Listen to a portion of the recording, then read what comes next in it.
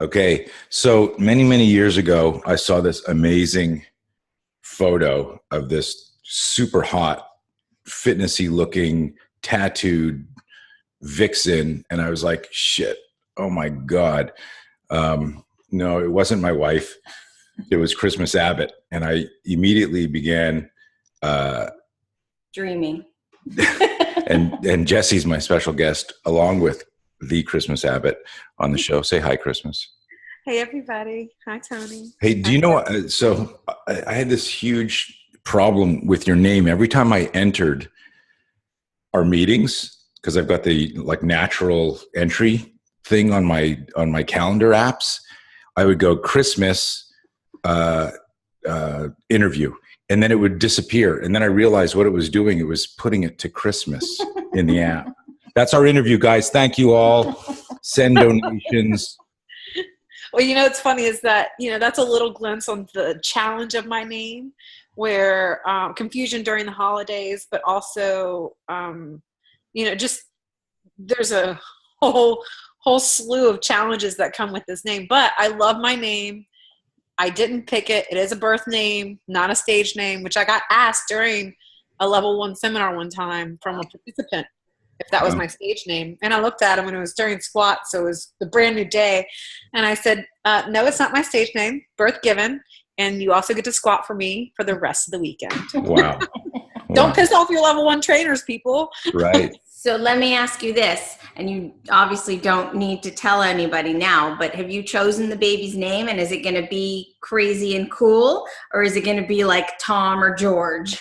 Okay, so my son is due October 6th, and he's already at like he's 70 percentile of his growth already. So he's a big boy and I'm a small girl, and it terrifies me. I have a short list of names. I'm excited. I'm going to keep secret to myself. I would be honored if I would understand if you named him after me. I mean, Tony, I'm going to I'm putting the name on the list. Okay, good. Okay. So there's a chance, is what we're saying. There's a chance. It's on the list. Because I wanted to name my girl something cool. I wanted to name Olivia. I wanted to name her Honey or Cookie or like an old Jewish grandmother. I love it. I think it's so cool. They still make fun of me, but I regret not having done that. Well, I mean, I have a holiday in emotion, Christmas joy. Right. My family has a really great history of strong names. So I'm Christmas Joy. My sister is Cole Winter. My brother got named after my grandfather, so that's like a cool tradition. And then my sister's children is Chase Hunter and Autumn Elise. I'm like, damn, I have like some. You better keep up, son. To live up to. So I do have a short list, and I'm excited about one of the names, but right. This shit is a lot of pressure. And sorry, guys, 9-10 months is not enough time. I know. I know. It's a work in progress. Okay. I'm going to just leave and let you two talk. All I can say is teenage kids have a hard enough life, and thank God they don't have those names that you wanted, because that would have made their lives even harder, Jesse. I'm a product of like resilient making fun of. I was made fun of all the time. But they regret that after teenage years, but now it's, Christmas. If you know me, you no longer associate the holiday with the name. Exactly. And that's infamous. That's amazing. Or I could have just been a stripper. Who knows? Right. So let's circle back. So when I saw you, and it was, I forget, do you remember who the photo shoot was? It was the black and white pictures in front of the garage. It's Ink Magazine. Ink Magazine? Was it Ink? That was my first real professional shoot. And I was like, God, 2012, 13 maybe? Was it? I was like, damn. And I contacted you because like Jessie, when she saw you and your tattoos, was like, holy shit. I was ready to leave him. What? So. Oh, this is a kid's show. There's no swearing on here or implied fantasy. Sex, Okay. So you're outnumbered by two badass bitches. We make our own. Girls, don't attack me. Stop, please.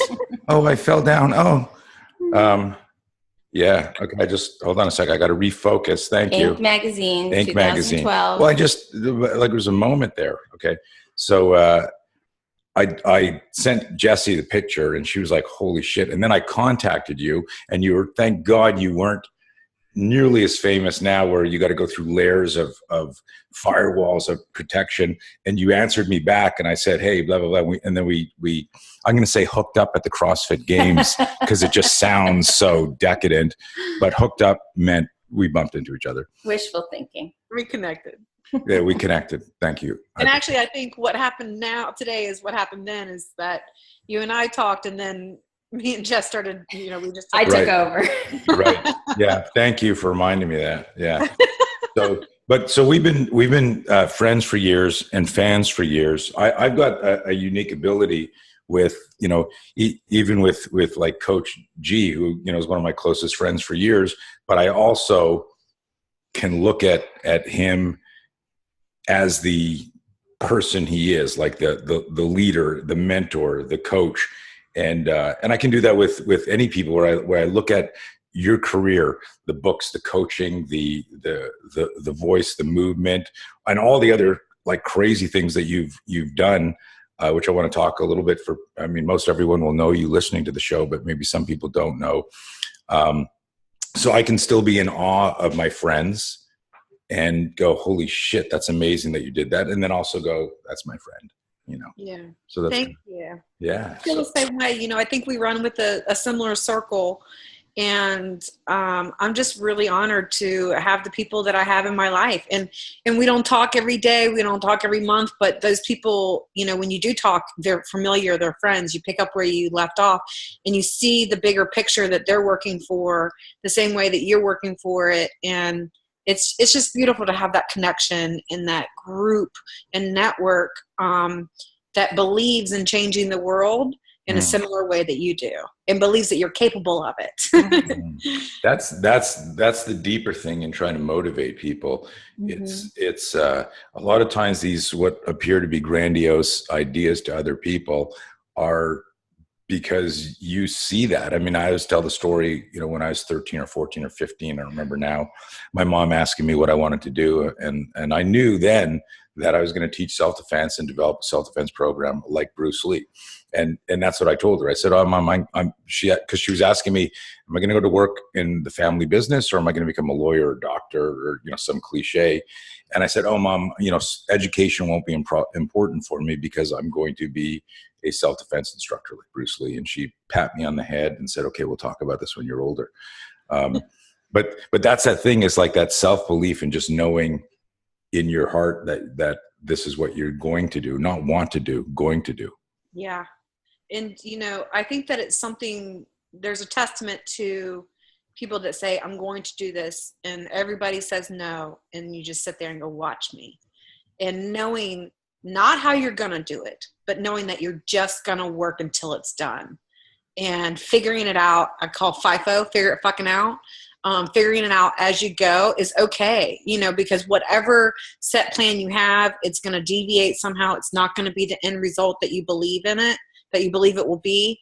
But just having the fortitude and tenacity to continue to move forward and flexible with how things roll out and continuously working towards that dream, that's the people that persevere. That's the people like you and I and the group that we hang out with that make the big changes. And it's not self-serving. My purpose is bigger than me. I'm the conduit. Right. I'm not the actual end result. Like, I am just the messenger. And as soon as people kind of see that for themselves, then they're going to get a lot farther faster because it's for the right reasons. Right. Talk to me, go back to, you mentioned something about fear and the way you look at fear there. You threw it in really quick, but it's deeper than that.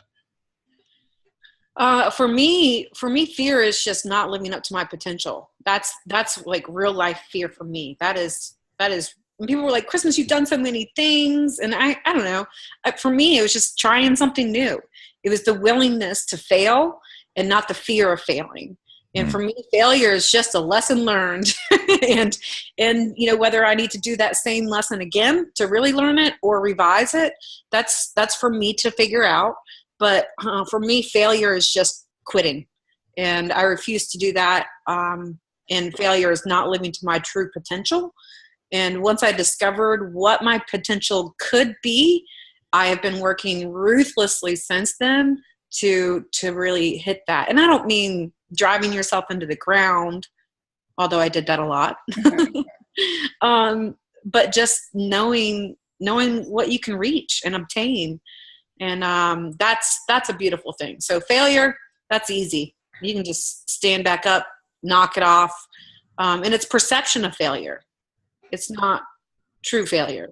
That's a huge point, because it's that the perception is that image, like you said, are you self-actualizing? Are you becoming the best version of yourself? And then unconsciously even worrying about what people will think, As soon as you can let that go. Yeah. The more you're going to discover, the better you're going to be. I'll tell you, and with my followers, yeah, there's a image that I like to maintain. It's me. It's truly me. This balance between hard ass and soft and sweet. And I struggle with that too.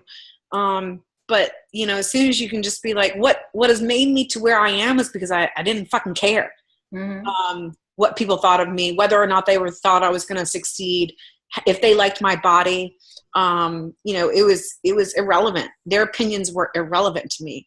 What was relevant was how I felt about myself and the work that I was doing on a daily basis and the purpose that I was working for. Was that something that you were raised to believe and think that way? Because it's something that even, here I am 58 years old and I'll still see, something online or, someone sends an email and I get emotional. I go, is this person a fucking idiot? Like, like this morning somebody posted, what experience do you have that qualifies you as a self-defense instructor? And I was like, what? Like, it's almost, it's nonsense. It's insanity. What's that? Let me count the decades for you. Right. It was like, but it was like, what was interesting is my self-awareness was, wow, look how irritated I got with that. And it didn't challenge my identity or my business or whatever, but I was actually so curious that I was emotionally impacted by that just for a few seconds. And maybe that's everybody. And then you just breathe through it and you're done. But so my question to you was, you've had trials and tribulations up and down and all sorts of paths, whether it's relationships, business, management, staff, associates. Was resiliency something you cultivated, or did you have some really huge mentors? I didn't really have any huge mentors, to be honest. And growing up, I believe that my parents, I didn't have an awful childhood. I had a great childhood, but we just also had nothing. We didn't have a pot to piss in. And, actually I'm working on a podcast series right now of these major events in my life that have developed my mental tenacity and strength, because it wasn't clearly instilled in me early on. But what was instilled in me early on is hard work ethic, watching my parents struggle and always going to work. And, we didn't have anything, but we didn't go without what we needed. And sometimes that was a little borderline. Right. But I really didn't find that inner strength or the lessons that my mom had tried to instill in me as a childhood until my mid to late 20s. And, that took a lot of work on myself, meaning that I had to do a lot of that work and acceptance of who I am, not necessarily who I thought I was, and it sounds weird, but I thought I was just this person that didn't deserve the life that I saw everybody else have. I didn't think that I was ever going to live outside of the class that I was born into. And, that's kind of, that's accepting defeat early on. And once I realized that not only was I worthy of something more than what I had been given, the cards that I've been dealt, but also I wanted something more. I disguised wanting it because I just didn't think that I could obtain it. So once I kind of had that epiphany, and that was my early 20s, I worked really hard to continuously foster that relationship with myself. And CrossFit was a huge influencer of that. Now, I know people were like, oh, it's just a workout program, but it was the first thing that I did that I was proud of myself. It was the first thing that I did that I excelled at as an adult. And it gave me moments of magic. You know what I mean? It gave me such a sense of purpose and discipline and award where, like, if I did this, it was going to elicit a new result. And it was something that I could control too. So that was really kind of what helped me understand that I could develop this mental fortitude and this self-worthiness over an action. And then it spread into other things in my life. So I think my parents really tried to instill that as a child, but it didn't blossom until I was in my late 20s. Well, ironically, I think that's when it's supposed to blossom. I mean, if you got it when you were 11, That's unfortunate because my teenage years. Right. I mean, I think that as adolescents, it's a very sensitive time period between 9, 10, 11, and 12, 13, because, one, the hormonal changes. I love the show Your Brain. It literally explains like all the hormones in your brain and like different times of your life and like why you feel like you're crazy as a teenager because you're hormonally crazy. And it helps navigate. And I think once you have that awareness, you can grasp the understanding. But even during that time, being able to navigate such a chaotic period, instead of, navigating that and kind of buffering me in my actions, I just was kind of like let go. And that's when I started a very destructive lifestyle, which I'm very fortunate to have gotten myself out of, and most people don't. And that's the scary part, is that it happens that early on. Right. Are a lot of this is really deep, and I know listeners are going to be digging this and sharing this with family and friends. When you're doing your seminars, have they evolved into this type of leadership kind of inspirational stuff? I know because most people, if they think of you from like the fitness side, and then they'll make kind of like blanket generalizations. Oh, it's this, she's exploiting her looks and her fitness and then. But like this is deep shit that like I want my daughters to listen to this. Yeah. And you know what? I'm not even gonna hide it. Yeah, I exploit my freaking ability because I'm well, you should. Yeah. And my athletic ability has nothing to do with the way that I look, in the sense of like, oh, they're like, oh, she's pretty, she's had an easy life. That's a hell no. But I'm actually formulating an express nutrition seminar right now.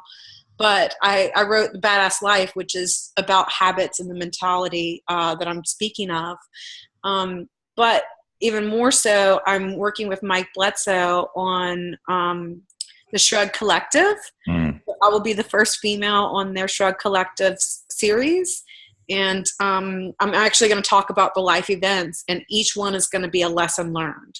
Very cool. And it's all about what was I thinking going into that, what was the experience, and then what was the change, if at all, afterwards, and how they all link together from my first real experience when I was 9 or 10 to currently where I'm getting ready to have a baby and how that developed. So I'm hoping that people will dig that podcast series, the short season. And I appreciate you acknowledging that, because for me, it is important that people understand that it's not just a physical. You have to have that mental, and they nourish each other. But I watch this with a lot of people that I follow and a lot of people that I know. And the people that know you know everything that goes into it and went into it and built it and how you got to where you got. And the people that don't go, oh, she's pretty, she's had an easy life, she just made it to the top. Like, yeah, I could do it if I looked like her too. They don't understand and not able to correlate that there's a human being there and you went through life. You weren't a Kardashian, and even them, Speaking of Kardashians, are you donating to the GoFundMe thing Absolutely, so that Kylie becomes a billionaire? I really want her to be a billionaire. It's my lifelong dream. Share that billion with me, then have a conversation. But no, isn't that ridiculous? Jessie didn't. She thought a good fucking job to her. Good job to the Kardashians. I know that people, it's easy to talk smack on anybody that looks like it has it easy, right? But they have their real ass problems too. It's just probably unrelatable to us because we don't have $1 billion. Right. But in the same time, it's a different level than what people look at, you and I at. They're like, oh, she has it easy because she's famous and she has money and all this other stuff. And I'm like, no. It's been a lot of hard work, and I welcome anybody to come and walk in my shoes. I welcome anybody to try and do what I've done. It's a free country. It's a beautiful country, and you're able to do that. You'll find very quickly that it's real hard in a way that not only do you not get to clock out of work, but you have to have thick skin. Somebody's always going to have something to say. Somebody's going to criticize you. So you have to be really, really overly confident with who you are, what you want, what your goals and aspirations are, your moral compass. Let me repeat that. Your moral compass. People lose their mind as soon as they get a couple thousand followers. They're like, they're willing to do anything and everything to sustain that life or that popularity. And I've seen a lot of people go south fast, and that's real sad. They're more than welcome to come do what I do. Just so let me ask you this. This brings me to my next question. Really go back. I mean, obviously we didn't know you before the Inked magazine. I mean, we knew you a little bit. So I don't know, the army life and the struggles as a teenager and stuff. But from the point that we knew you, I mean, you really exploded and gotten very successful, in my opinion, from that stage. What was the progression of that? And there were lots of shows like Charlie Rose and Donnie Deutsch, is that his name? Where they go, okay, yeah, I was a crackhead, and then I started this company, and now I'm a billionaire, and I have 150,000 employees. There's always that missing piece in the middle there where I go, well, you weren't just doing crack and then started a company. Like, what actually happened in between? Like, did somebody... And just people know, Christmas wasn't doing crack. Right. Sorry. I was actually one drug that I've never done. So. That was actually the woman that started Bliss was a crackhead. I mean, unless there's a nicer term, I'm sorry. I don't know. I don't think there is. Anyway, so point being, like when you decided to write your, like the last big thing before the Badass Body and seminars and stuff was the racing and the tire stuff. And then so what happened to propel you from that to this? And while I know there was intense labor of love and dedication from you, did somebody like the people that do the Billy Blanks thing, somebody call you and go, hey, we want you to do a Badass Body? Or you said, I want to do this, and went to 20 people and 19 said no? I think the thing that's the magic and what connects all of it is passion and the willingness. And that's not like, okay, you can have, if you have unlimited passion for something, you have the work capacity and tolerance to get it done. So just because you're passionate about something doesn't mean it's going to happen for you. You have to apply the work. And for me, I just said yes to a lot of opportunities because I loved what I was doing. I loved my life. And when I tried something and I became obsessive with it, I was like, well, I have to find a way to make this work. And that's what that was. That's how I got into racing. I tried it for a day. They called, and I fell in love with it. They called. I said no. But they called because I was so good at it. Right. And I was good at it because I was good at CrossFit, and I had done CrossFit for years because I loved it and I was passionate about it. And I was, everything CrossFit in my life. So, the consistent thread, or the consistency between all of this is passion. And through that, and still in my life, is what gets me out of bed in the morning. And, it was a lot of hard work, and, people told me no. When I went into the racing, they're like, you're not going to make it. You're not going to do it. You don't have what it takes. And I just sat there and I smiled and I was like, you have no fucking clue who I am. And I laughed because I never once considered what they were saying was true. Right. Because I knew myself. And that's what I tell people a lot in the beginning, because they're like, oh, what do you say to your family members when they laugh about you wanting to be a games athlete or an Olympian or something like that? My response is that I look at them and I know that they're lying, because they don't know who I am. Mm-hmm. They don't know what I'm capable of, and they don't know the path that I've chosen to take and what I'm willing to do to make sure that I execute it. So passion is a key factor there. And if you're passionate about something, you can get anything done. There's a missing connection, and you alluded to it a couple of times. You got to do the work, and you've got to be resilient, because there are more people that will try to cock block you or put you down or tell you can't be done, because what in that mirror, that psychology of mirrors, they see in you something they don't like or something that they wish they had. And it's a tricky thing when you don't understand it. It's almost like what you said is like the epiphany you had, like in understanding the brain made these stages in your life so much different. But it's like, how do we pre-brief people so they're educated in advance? Because we all consume so much emotional energy, worrying or oscillating back and forth. What do they mean by that? Or what should I do? If we just knew this person doesn't understand me, what they're actually saying and referring to is a weakness or limitation in them, but they're projecting that on me in this conversation. Exactly. But that takes so much self-awareness to understand that. Or just accept that they just don't know, and that's okay.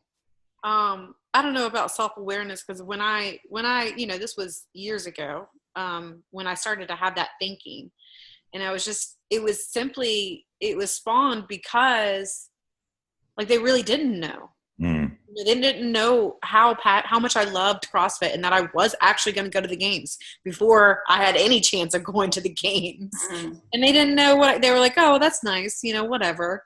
And it wasn't until long after I had many accomplishments that they started to believe that I was actually going to do what I said I was going to do. But the hard work is a lot of people don't like to do that. They don't like it when it's uncomfortable, and then sacrifice. I was talking to a girlfriend this morning about sacrifice. People think they're willing to make a sacrifice for something that they want, until they realize what the sacrifice actually is.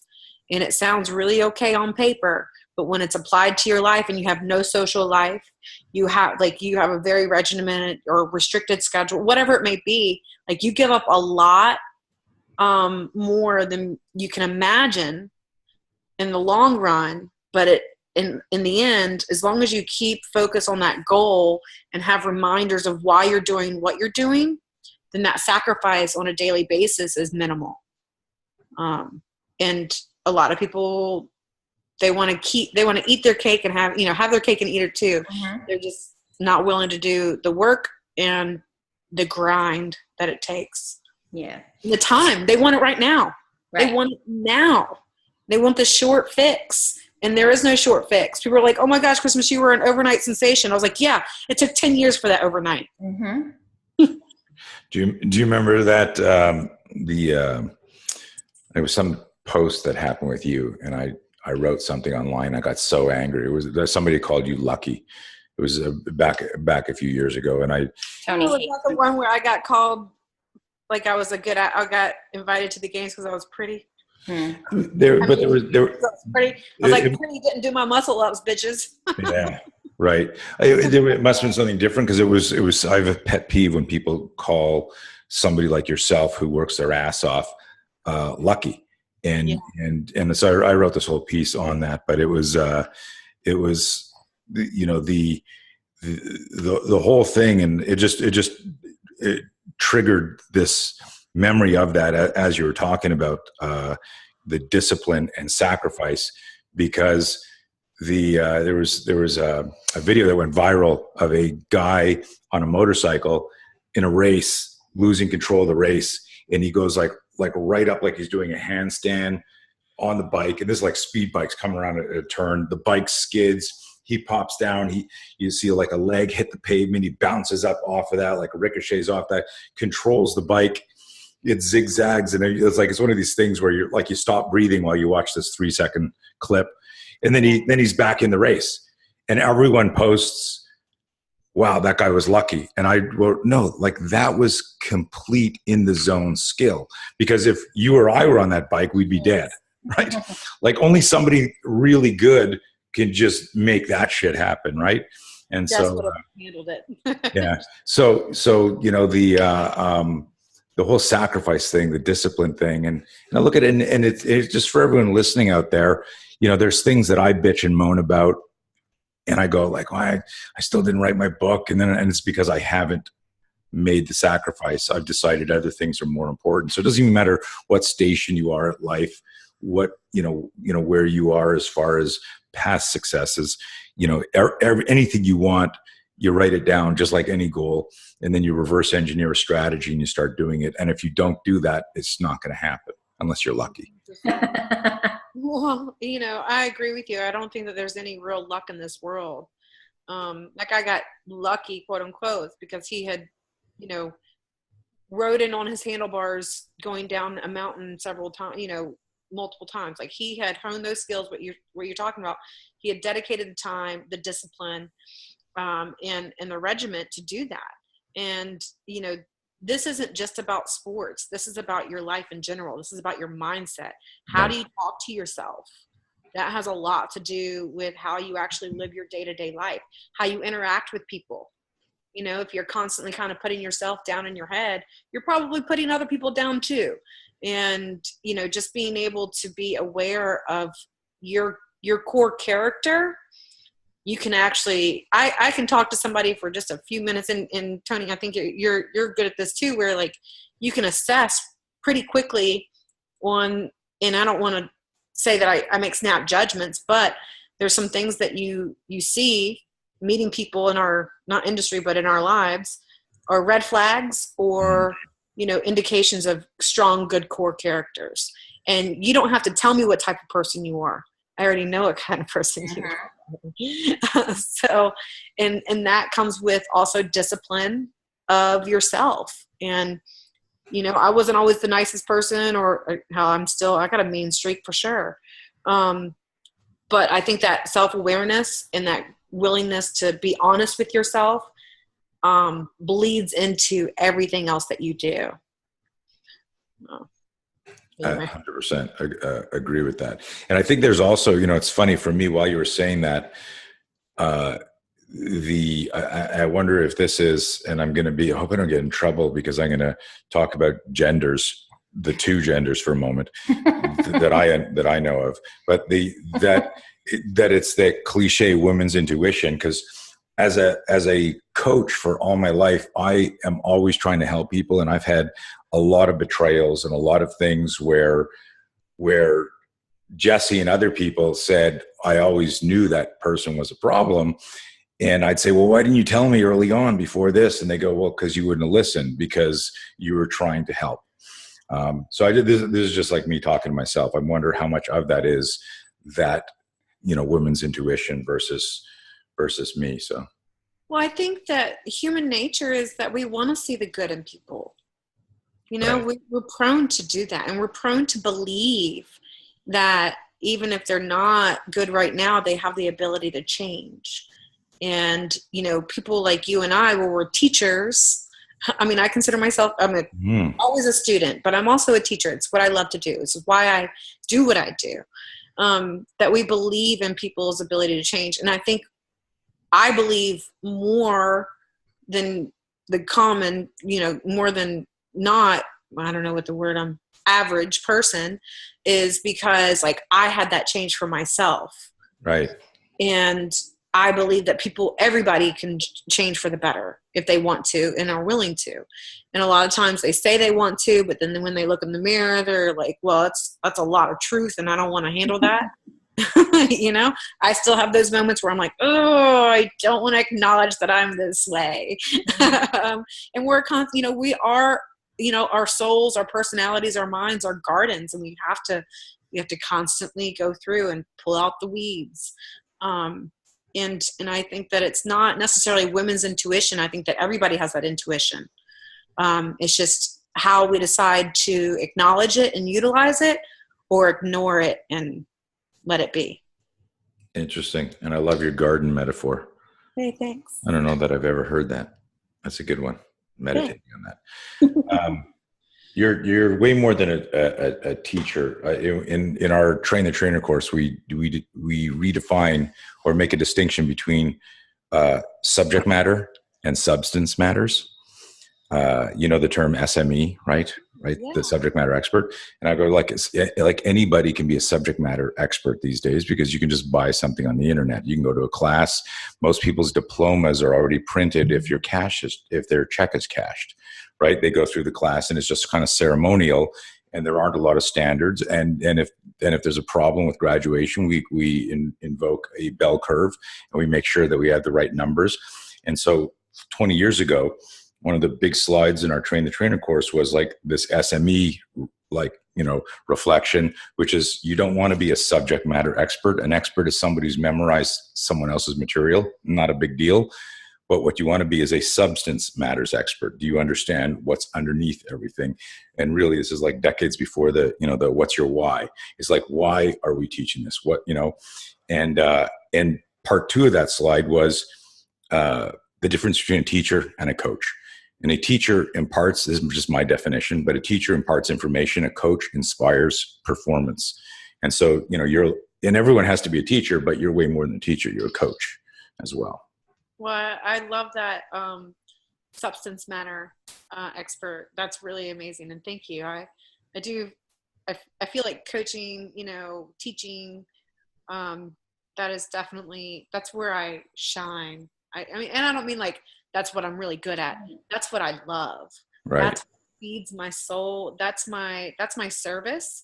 So I have 5 things that I try and do every day. Not all the time I get to, but that's a very important one for me, which is my service, is teaching or coaching. Can you talk about the 5? Yeah. So one is movement. So I will need to exercise, right? Service. So whether it's coaching or mentoring or even working with, I've worked with a couple of different charity groups, journaling, gratitude, and I feel like I'm forgetting one right now, but was that 4 or 5? I think that was 4. I think the other one would be eating. I'm joking. I was joking. Oh my God, I'm so embarrassed. I forgot one. Meditation, gratitude. Did I say meditation? No, meditation wasn't on there. Yes, I do that. Actually, I listen to a sleep time story every night, and then in the morning I do a 2-minute meditation. And I will tell you, it is a significant difference in my behavior, thought process, and efficiency when I do not meditate. So those are the things, and I actually write it on my mirror in the morning, and I need visual stimulation. And it's just, that's just my challenge. So I have that 5 checklist in the morning on my mirror. So when I get up in the morning, I'm reminded of these things that I want to work towards and accomplish during the day. And then at night, I get to look at it and see if I've reviewed, I get to review my day and see if I've done. It's funny because there's so much research around gratitude, meditation, conscious breathing, deliberate breathing. I notice big changes in myself when I get up a little bit later. I get sucked into something and I skip my breathing ritual in the morning. It's amazing. This goes back to everybody listening, just the discipline of discipline. You got to get that shit in. And it's little things like you change a little bit of your caloric intake. You add a little bit more to your volume, whether you're walking or running or whatever, and it's not going to happen instantly. And that's our quick fix generation. How fast can shit happen? But it's that consistency that leads to the real changes. Yeah, small changes make mountains move. I was talking to my friend this morning, and I was like, right now you're kind of moving a couple pebbles out of the way in order to be able to move a boulder. Mm-hmm. And you can't move that boulder unless you move those little things first. That's a great analogy. Just want to skip over that little stuff. They just want to jump in and be the influencer or be the most accomplished athlete, which is, I don't know if you want to dive into this, but that freaking slew of list of the steroid use that just popped out. I didn't see that. I think 11. I think the number is 11 right now. They're doing another. That's what's been published. That's been what has been confirmed. People are no longer invited or listed as steroid using for the games. So I think that there's going to be a bit more coming out soon, within the next week. And it's these are a list of confirmed athletes doing athletes that have popped for something in their system that have appealed and been and lost the appeal. So they've already been through the entire process, not just like, oh, we think that you did it, and then they get their name tainted because it's an oops on the testing. And I'm not saying that this is an absolute truth, because there's always an explanation. Yeah. Mm-hmm. I had a poppy seed bagel this morning, and that's why there's poppy in my bloodstream. Well, a lot of the arguments, and I think that this is consistent that I've seen across the board, whether it's weightlifting, CrossFit, or any other sport, they're like, well, I didn't know. And, I have to say, doesn't matter. At this point, there is a responsibility that you have as a professional athlete that you know exactly what you're putting into your body and what it does. Exactly. So I don't know doesn't work. And whether or not your coach, your boyfriend, your girlfriend, or your daddy or mommy gave you this supplement that you didn't know what you were taking, and it ends up being a very, highly banned steroid, that is still your responsibility. Right. And, for me, I have zero tolerance for that. I think there's an expression, ignorance is no excuse for the law. And that applies, right? And you go to another country and you're like, I don't know the laws here. And they're like, we don't care. You're in our country. You're getting locked up. Right. It's the same. And I'm glad, and I'm really proud of CrossFit for coming in. And they've been doing it over the last few years. But this year I don't know if it was a shift or if people just got. Well, I think it was on the coattails of that, the movie that they released. That they did about last year's games and about that one guy, I can't remember his name, the guy from Australia. But they have to do it. It's too big of an event to not be strict about it and have guidelines that you enforce. Yeah, and I'm really proud of them for stepping up and just saying, look, no tolerance. And I'm excited to see this, because it's gonna pave way for people that did the work without trying to do the shortcut. Exactly. A true opportunity to shine. It's interesting because over the years, I've had a bunch of people talk to me about testosterone, and when I turned 50 and 52, and you should check this out and this and that, and like I have zero interest in synthetically altering or need. Go on, continue. Guys, we're going to put the show on pause for a moment. Please, no more testosterone. Jesse and I will be back in about healthy, 2 minutes. It'll take me 2 minutes. Stand by. Thoroughbred. All right. Let's get back. Jesse, can I see you outside for a moment, please? So the supplements I'll do are like vitamin B and D and C. And even that, I don't even know if it works. I mean, it's just like the whole nutraceutical industry, like is what's placebo, what's not. But the synthetic stuff that they know, like that shit terrifies me. I've never like anyone listening, I've never even entertained it. And I've had people try to go, no, you should do this special therapy. It'll help you with this. And I'm like, not even interested. Yeah, I agree. You know, people who are just so quick, especially if it's new. It's like, it's accepted if it's new. Mm-hmm. You're like, oh, this new thing, you know, it's not going to pop you because it's not actually a steroid. And you're like, what does it do? And, you know, you go through this checklist and you're like, that's a steroid, or right. That's an altering, you know, substance that, you know, I kind of associate it with sugar. Sugar is sugar. Honey, stevia, you know, sweet and low, it doesn't matter. Mm-hmm. You know, your body has a response to it. And whether or not it's synthetic or natural, it actually, you know, your body can have a little bit of a different response, but they're like, oh, it has no calories, so it's not really real. Right. You consumed something, your body's going to have a hormonal effect to it. It is real. So it's pretty wild that, and I think that, you know, there's always going to be somebody using in sports, right? Especially when there's cash prizes or egos. And I'm glad to see CrossFit taking a stand on it. I do think that it's unfortunate that no matter what the testing method is, there's always something ahead of that testing method.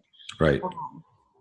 It's interesting because just on a philosophical level, if what you're specific to CrossFit or anything is like you want to know how hard you worked and how good you can get compared to other people, and it just like it blows my mind. It's like that level of stamina or endurance or strength is not yours personally. It was derived artificially.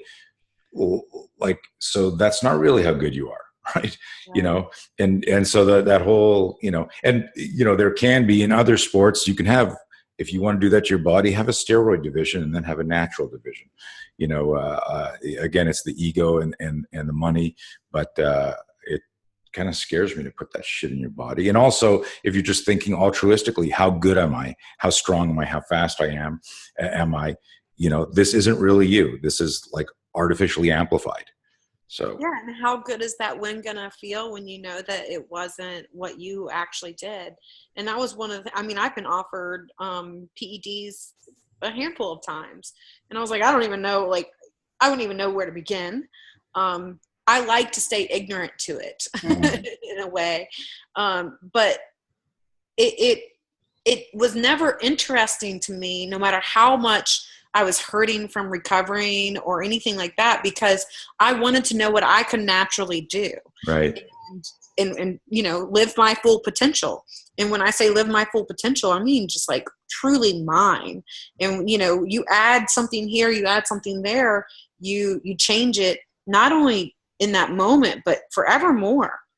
And people are like, how can you be so strong and you have a soft face? I'm like, because I don't do steroids. Mm-hmm. You know, and it was never, you know, no matter how bad I wanted to win, that was never a price that I was willing to pay.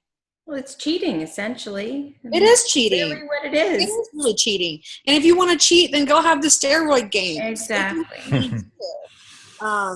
But and I get really passionate about it. But I also get passionate about teams going to to regionals that can't do a freaking muscle up or handstand push up, you know. But that's just me. I digress. I'll keep some of those opinions to myself. So what's next? What's on the horizon for you? I mean, the big thing.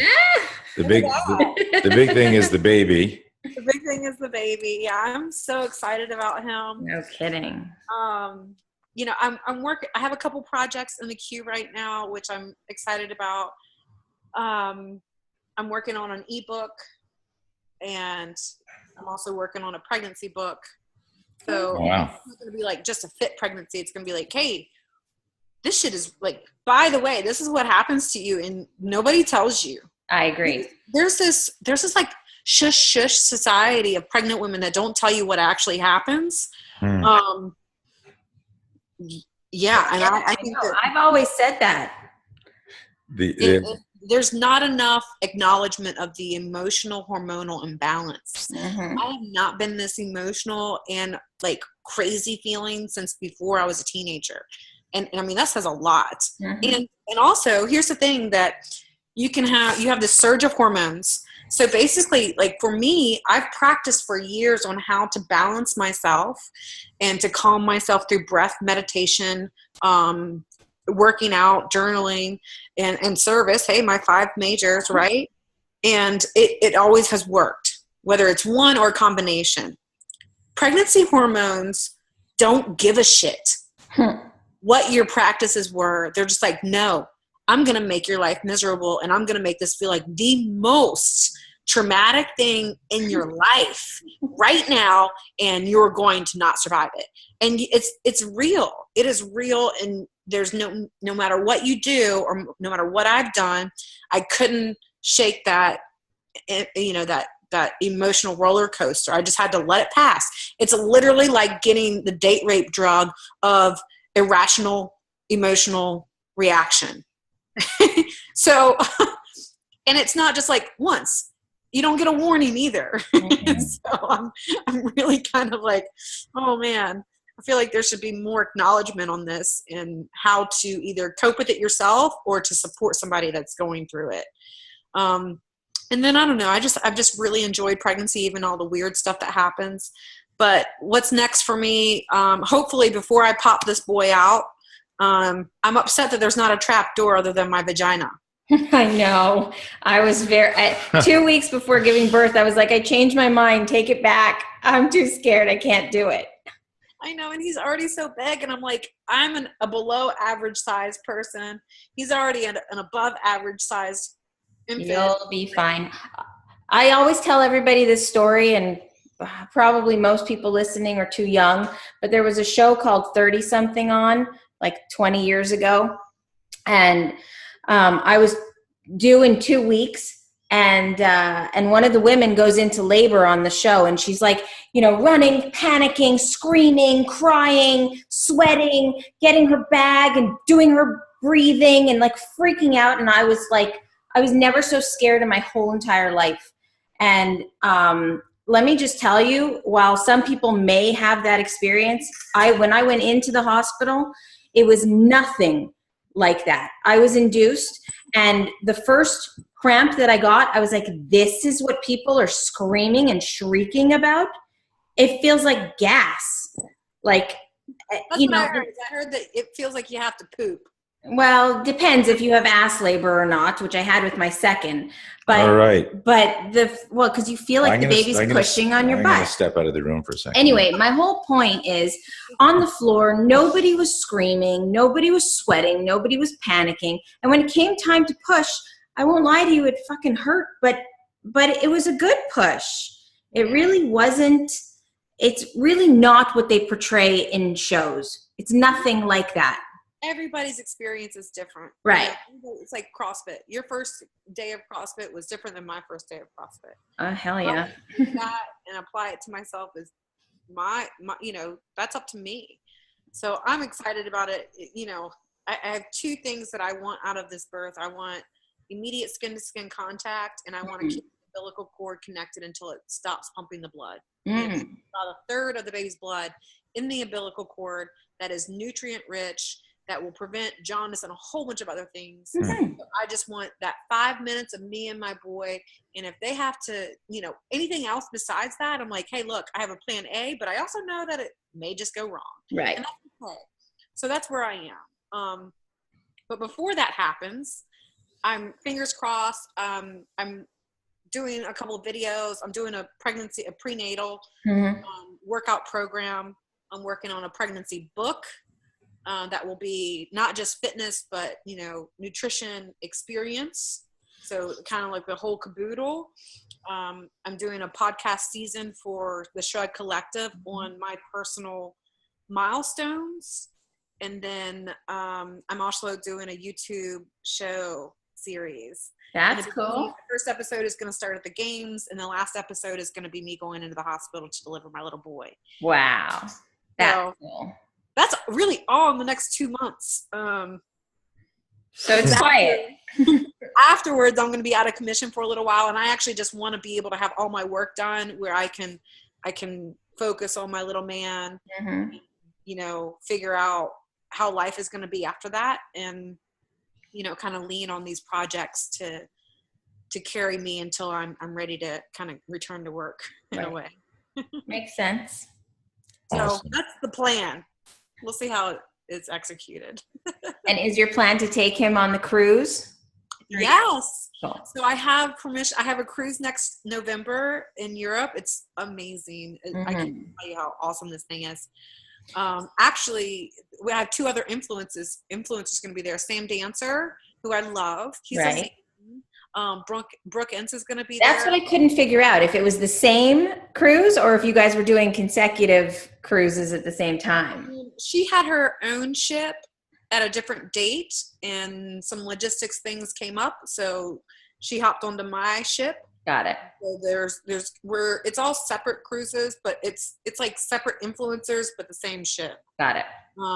And you know, it'll be really, really cool. Actually, I'm excited about that. He's coming, if he's allowed to come. Sure. So if he's not a fussy baby, he'll be about 1 then. So we'll see. I'd like to bring him along with whatever I do. Yeah. When my son Nicky, who's 26 now, when he was 9 months old, is when I closed my martial arts school and started traveling to teach self-defense around the world. And I was a single dad at the time, and had full custody of him. And he went on everything with me, starting at 9 months old. Australia was our first trip, like almost a month in Australia with a 9-month-old and me solo. So my whole thing as a parent, what I understood, what I'd read, what I'd learned, is that the first 5 years of their life really impacts, you know, how they turn out in terms of, you know, interacting with people and society and family and all that. And so I did my best. I made some mistakes, but he went with me everywhere. I didn't want to leave him. And so if you can do that, that'd be awesome. I feel the same way. You know, and luckily I'm very fortunate enough to have a lifestyle and work and network of people that I work with that, you know, I'm going to show up with my baby and they're like, awesome, even better, you know? And I'm not interested in pimping him out or anything like that for what he's, you know, for what I do. But I also want to expose the struggle in this. And I want to have him with me as much as possible. You know, he was an unexpected delivery, and it's the best thing that has ever happened. And he isn't even here yet. Yeah, it's amazing. It's awesome. It's awesome. Okay, so I will wrap this up right now because I try to keep these to about an hour. And this was awesome. You made me think a lot of some stuff, and I'm going to have a little talk with my beautiful wife about implementing those 5 elements in our life. What do you think about that, honey? Fuck that, I'm not doing that. See what I mean? This is what I got to deal with. No, that's inspiring, and I realize that I do all of them, but not every day and not consistently. And I think if I look at those metaphorically as the same as protein, fat, and carb, you can't be sporadic or non-linear about them. They work together, they function together, and so you've inspired me, Christmas. They get more beneficial with it, for sure. Yeah. So any parting words of wisdom for I mean, my show has at least, I'm going to say like 3 listeners. So like 3 or 4 listeners. Yes, right now. So, I mean, this is awesome.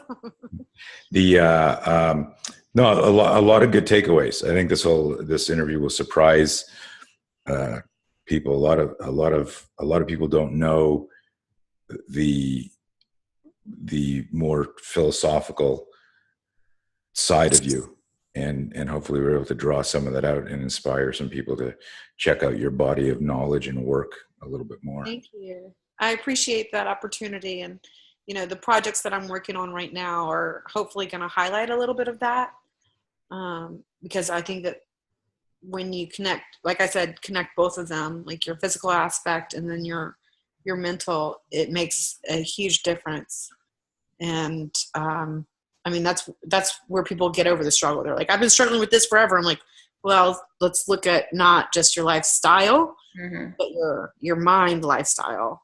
Like, how are you taking care of yourself? And, it's important that we put ourselves first in that aspect. And I don't mean in a selfish way, like gimme, but it is a little bit, 10 minutes isn't much. Right. It's not much to make a big difference in a day. Your own day. Awesome.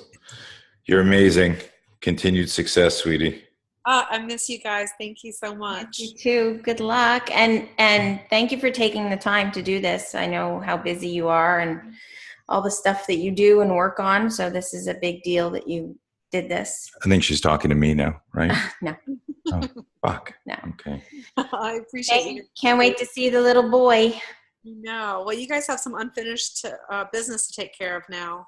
Right. I'll be back in testosterone. I'll be back in 2 minutes. Awesome, guys. Okay, sweetie. Love you. Take care. Yeah. Bye. Bye.